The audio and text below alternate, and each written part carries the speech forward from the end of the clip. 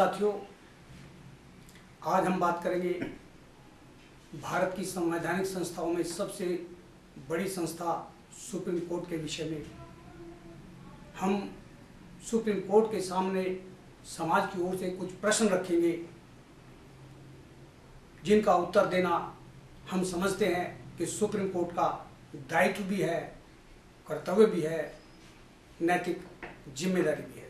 लोकतांत्रिक देश में चपरासी से राष्ट्रपति तक न्यायपालिका, विधायिका, कार्यपालिका, चुनाव आयोग, मीडिया, वास्तव में तो सब समाज के प्रति जवाबदेह होते हैं। लेकिन दुर्भाग्य है कि शायद किसी देश की कोई संस्था अपने देश के लोगों के प्रश्नों का उत्तर देती हो। भारत की संवैधानिक संस्थाओं में सबसे बड़ी संस्था सुप्रीम कोर्ट है। सुप्रीम कोर्ट के कुछ निर्णयों ने समाज के सामने जो प्रश्न पैदा किए हैं, उन प्रश्नों का उत्तर हम सुप्रीम कोर्ट से चाहते हैं। पहला प्रश्न है कि संविधान की किसी भी अनुच्छेद ने सुप्रीम कोर्ट को कानून बनाने का अधिकार नहीं दिया, लेकिन आरटीआई एक्ट में सुप्रीम कोर्ट ने अपने लिए अलग प्राविधान बना लिया। पहले आरटीआई की प्रार्थना पत्र शुल्क 500 रुपये, बाद में 50 रुपये कर ली। हम जानना चाहते हैं माननीय सुप्रीम कोर्ट से कि वो देश को बताए कि संविधान के किस अनुच्छेद में आपको कानून बनाने का अधिकार है। सुप्रीम कोर्ट के आदेश से भारत की राजधानी में दिल्ली में ट्रकों से 700 रुपये प्रति ट्रक टैक्स वसूला जा रहा है। हम जानना चाहते हैं कि वो देश को बताए कि संविधान के किस अनुच्छेद में एक सुप्रीम कोर्ट को भारत की जनता पर टैक्स लगाने का अधिकार है। मेरठ में एक व्यक्ति को सुबह 5 बजे फांसी लगनी होती है, रात को 1:30 बजे 2 जजों की बेंच सुप्रीम कोर्ट की बैठती है, बड़े बड़े वकील आते हैं और रात के 1:30 बजे सुप्रीम कोर्ट चल करके उसकी मौत रोक देते हैं। भारत में एक जघन्य अपराधी को नीचे से लेकर सुप्रीम कोर्ट तक मृत्युदंड दिया जाता है। माननीय राष्ट्रपति महोदय से भी उसकी मान्यता मिल जाती है, लेकिन इसके बाद जब फांसी लगनी होती है, रात को 1:30 बजे सुप्रीम कोर्ट बैठती है, 2 जज निर्णय देते हैं और फांसी रोक दी जाती है। एक अपराधी के लिए रात को 1:30 बजे सुप्रीम कोर्ट चल जाती है और एक आम नागरिक को न्याय देने के लिए जो विधि के अनुसार बैठकर कार्य करने की वेतन पाते हैं, उसका 60% भी लोग अपने दायित्व का निर्वहन नहीं करते। अपराधियों के लिए रात को सुप्रीम कोर्ट चलती है तो देश के आम नागरिकों के लिए दिन में भी पूरे समय जज लोग काम नहीं करते। हमें इसका उत्तर चाहिए।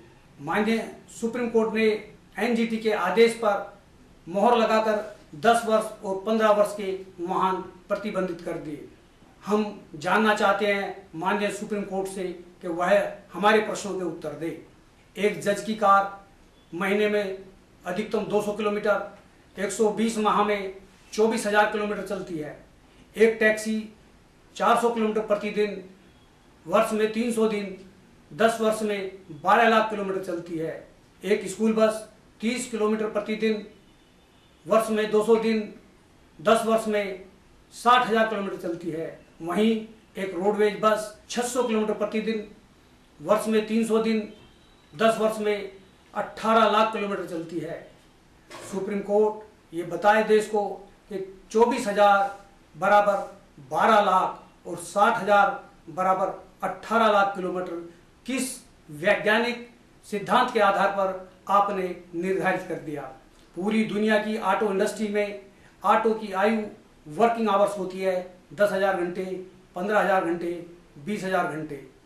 किस सिद्धांत पर आपने एक वाहन जो खड़ा है, चलता नहीं, उसको समाप्त कर दिया, हम जानना चाहते हैं। सुप्रीम कोर्ट ने अपने आदेश से 2013 की डॉक्टर सुब्रमण्यम स्वामी की सिविल अपील 90-93/2013 में ईवीएम पर संदेह को स्वीकार करते हुए, उसकी हैकिंग को स्वीकार करते हुए वीवीपैट लगाने के निर्देश दिए।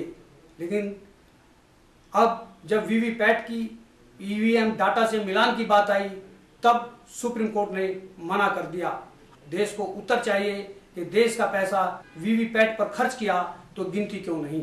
हम सुप्रीम कोर्ट के सम्मानित जजों से बताना चाहते हैं कि आपकी आत्मा रोती है, आप प्रेस वार्ता करते हैं, आप बताते हैं कि देश में लोकतंत्र समाप्त हो गया, देश में दुनिया में लोकतंत्र समाप्त हो गया, हमारी आत्माएं रोती हैं। हम भारत के 135 करोड़ लोग आपसे अनुरोध करते हैं कि जो प्रश्न हम आपके सामने रख रहे हैं वो 135 करोड़ लोगों के प्रश्न हैं, आपको उत्तर देना चाहिए। जय हिंद, जय भारत।